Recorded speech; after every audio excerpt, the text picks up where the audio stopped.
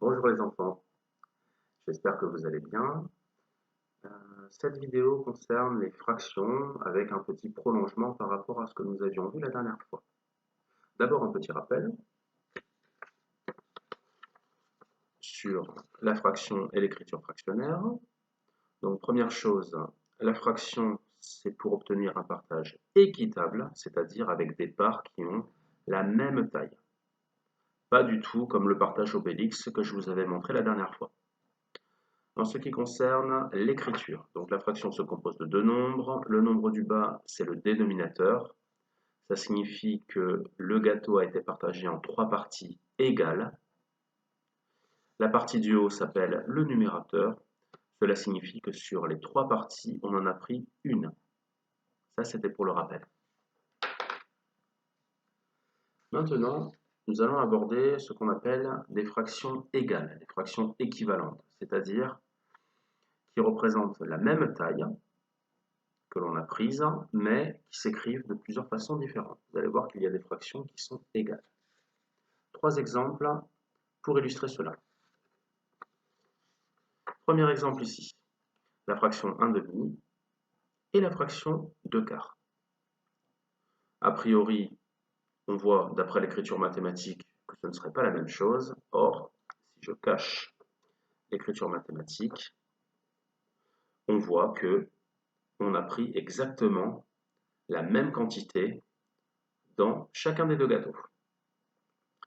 Pour le premier gâteau, on a pris 1/2. Pour le deuxième gâteau, on a pris 2/4. Donc, je remontre les écritures mathématiques. La seule différence est que dans le premier cas, le gâteau est partagé en deux parties égales, et dans le deuxième cas, le gâteau est partagé en quatre parties égales. Donc, tout simplement, ce que l'on a fait pour passer des demi au quart, c'est que l'on a partagé chaque demi en 2/4. Voilà pour le premier exemple. Deuxième exemple maintenant.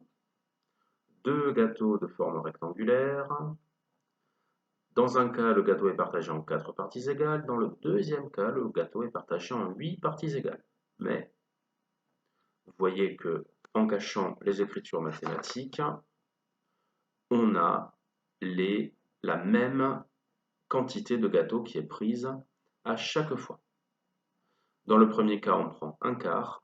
Dans le deuxième cas, on prend 2/8, ce qui veut dire que 2/8 et 1/4 sont la même fraction. Dernier cas maintenant, celui-ci, 2/3, 4/6.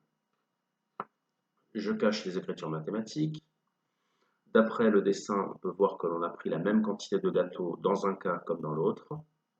Dans le premier cas, le gâteau a été partagé en trois parties égales, on a pris 2/3. Dans le deuxième cas, le gâteau a été partagé en 6 parties égales et on en a pris 4.